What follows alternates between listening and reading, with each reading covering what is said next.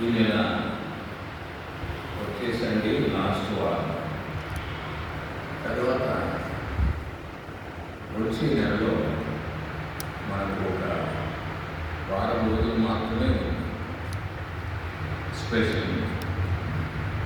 అందుకే మనం ప్రభు యొక్క సహాయం కొరకి, ప్రభు చిత్తం కొరకి మనం ప్రార్థన చేయాలి.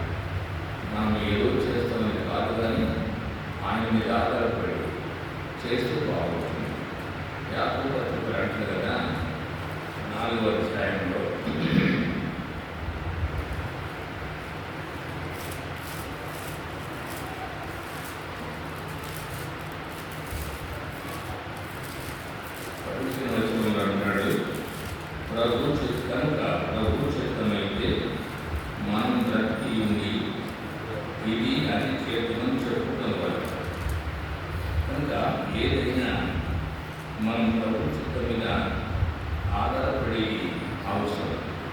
ఆయన చిత్తము లేకుండా ఏది కూడా జరగదు.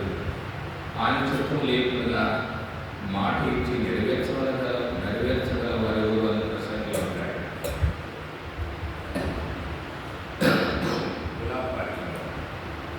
ఆయన చిత్తము ఆయన సెలవు లేకుండా భోజనం చేసి సంతోషపడ్డ సాధ్యం అంటాడు.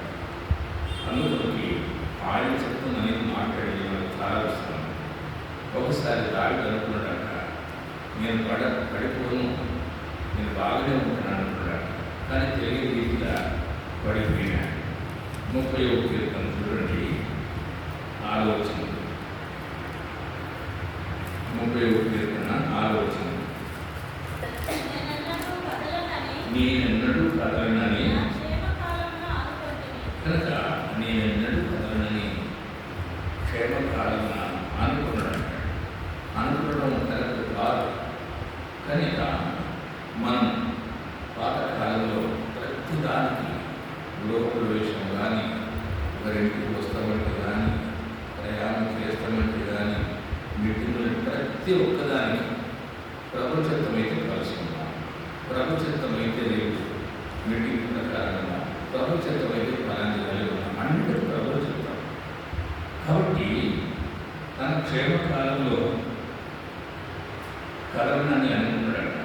అంటే తన భావం ఏంటి? పడిపోయినా అని అనుకోవచ్చు. అందుకే కొలది పద్ధతిలో 10వ అధ్యాయం 12 వచ్చింది.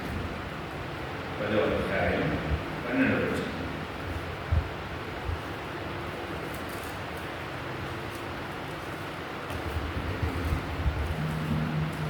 10వ అధ్యాయం 12 వచనంలో ఏమంటాడంటే, తాను నేను చూస్తున్నానని పడకుండానట్టు జాగ్రత్తగా చూసుకోవాలని అంటాడు. జాగ్రత్తగా చూసుకోవాలి. ఎందుకంటే మాటలు సరిపోయినటువంటి కాదు. 2వ పేతురు 3:17 కూడా అదే మాట, దానికి సంబంధించినటువంటి మాట 3:17.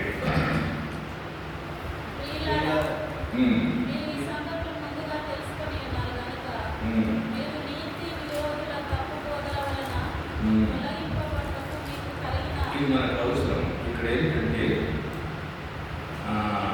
తొలగింపబడి మీకు కలిగిన స్థిర మనసు విడిచి పడిపోకుండా దాచుకోవాలి. కనుక విడిచి పడిపోకుండా ఏ విషయంలో అందుకే పౌరంటాడు, ఇప్పుడు నేను ఏమైనాను అది ప్రభు కృపని అంటాడు. కాబట్టి ప్రభు మీద ఆధారపడి, ప్రభు మీద ఆనుకునేది, ప్రభు చిత్తం కొరకై ఉండేది మంచిది. 37వ కీర్తన 23వ వచనంలో 37వ కీర్తన 23 అంటాడు, ఒక్కరి నడత యెహోవా చేతని స్థిరపరచబడదు, వాని ప్రవర్తన చూసే ఆనందించి.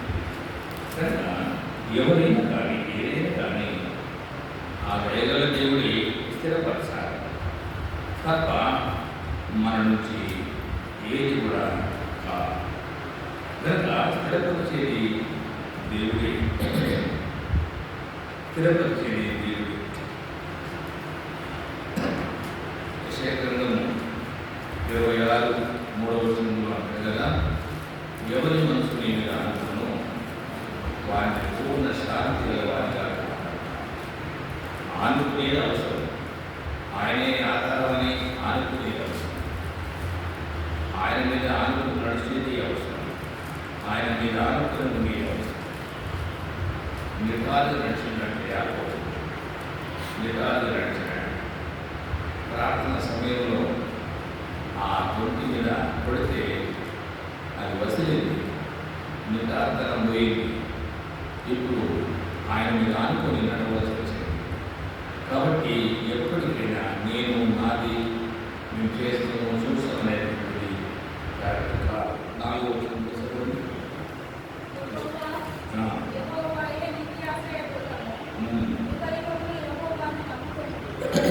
కనుక తాత్కాలికంగా కాకుండా ఉన్న బ్రతికనంత కారణం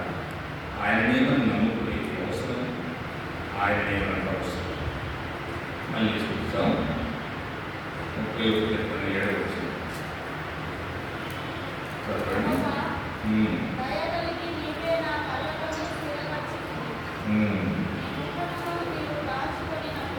ఉమ్. కనుక నీ ముఖమును నీవు దాచుకున్నప్పుడు నేను కలత చెందించినంటాడు. నిజమే, ఆయన ముఖము దాచుకుంటే అందరికీ కలవలే, అందరికీ కష్టమే. ఒకసారి కనాన స్త్రీ ప్రార్థన చేస్తుంది. యేసు ప్రభువు వారి శిష్యులు అక్కడ వెళ్తున్నారు. అన్యుల ప్రదేశంలో అదే మొదటిసారి ఆయన వెళ్ళి కనాన స్త్రీ అన్యులు ఆ మార్గంలో వెళ్ళేది అది మొదటిసారి అంట.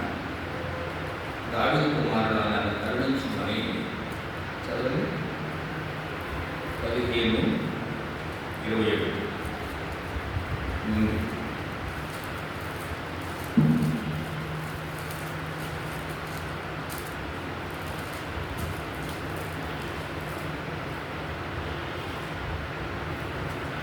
యేసు అక్కడి నుండి బయలుదేరి తూరు సీదోను ప్రాంతంలోకి వెళ్ళగా, ఇదిగో ఆ ప్రాంతంలో నుండి కానాను స్త్రీ ఒకతే వచ్చి, ప్రభువా, దావీదు కుమారుడా, నన్ను కరుణింపుము, నా కుమార్తె దయ్యం పట్టి బహు బాధపడుతుందని కేకలు వేసింది. అందుకు ఆయన ఆమెతో ఒక్క మాట చెప్పలేదు. అంటే మనకు నీ ముఖము నీవు దాచుకున్నప్పుడు నేను కలత చెందింది అనేటువంటి మాట దాని భావానికి సంబంధించినటువంటి ఆ పదానికి సంబంధించినటువంటి భావం ఇక్కడ పడుతుంది. ఏం చెప్పలేదు, మాట్లాడలేదు. కానీ ఆమె కలత చెందడంలోనే అడుగుతావు, విసుగు లేకుండా అడుగుతావు. చివరికి శిష్యులకు విసుగు వచ్చింది. ఆమెకు ఏదైనా చెట్లు బాగుంటుంది కదా అంటే అప్పుడు అన్నాడు, కుక్క పిల్లల రొట్టె దానికి సమాధానము పిల్లలకి ఎక్కువగా తినగా పడిపోయినటువంటి మొక్కలు నిలుచుకున్నారు. అంటే ఆమె విశ్వాసాన్ని పరీక్షించడానికి, ఆమె సహాయాన్ని చూడడానికి, ఆమె ఓపికను చూడడానికి కనబడతానికి ఆయన దాచుకున్నట్లే వస్తాను.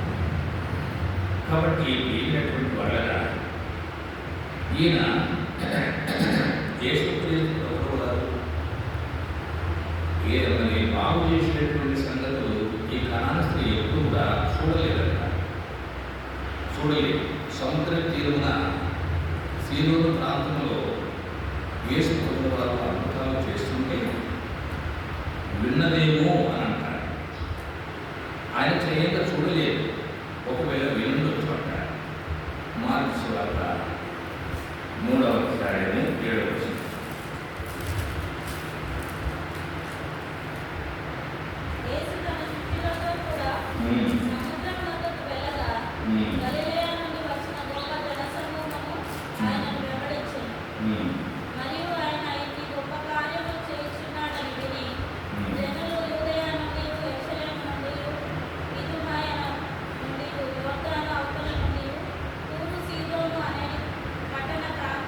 ఆ సీదోను ప్రాంతంలో అద్భుతాలు మహత్కార్యాలు చేస్తుంటే బహుశా వినుండొచ్చు అని అంటారు పెద్దవాళ్ళు.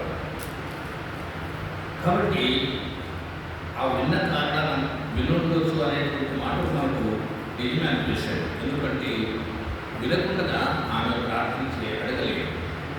విన్నది కాబట్టి ఇక్కడ మమ్మల్ని కరుణించమని అడుగుతారు. ఏమి చెప్పకుండా ఉన్న విసుగు లేకుండా ఆమె అడుగుతారు. ప్రియమైనటువంటి దేవుడు పిల్లరా, కనుక విసుగు లేకుండా విశ్వాసంతో మనం అడగడము అవసరం. చదవండి 8వ వచనం.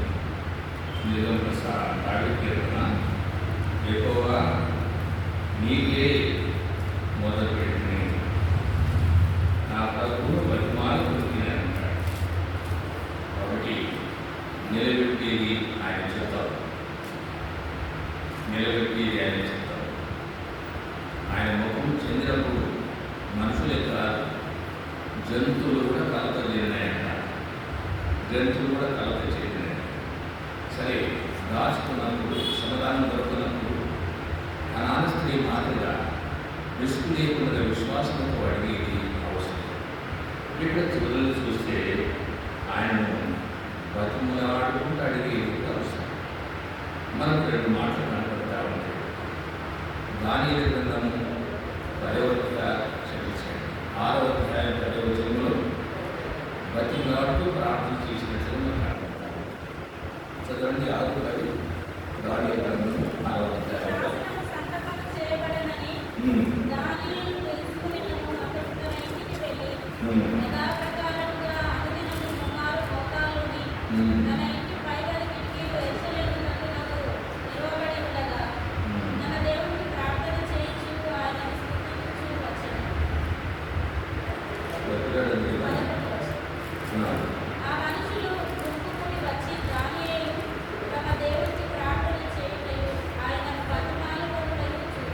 కాబట్టి ఈ ప్రకారంగా బతిమలాడినట్లు చూస్తున్నాం. హోషేయ 12వ అధ్యాయం 3-4 వచనాలు. తల్లి గర్భమందు యాకోబు తన సహోదరుని మహిమను చూడండి. మగసి నిలబడి అతడు దేవునితో పోరాడాడు. అతడు దూతతో పోరాడి వేలుంది. అతడు కన్నీరు విడిచి అతని బతిమాడాడు.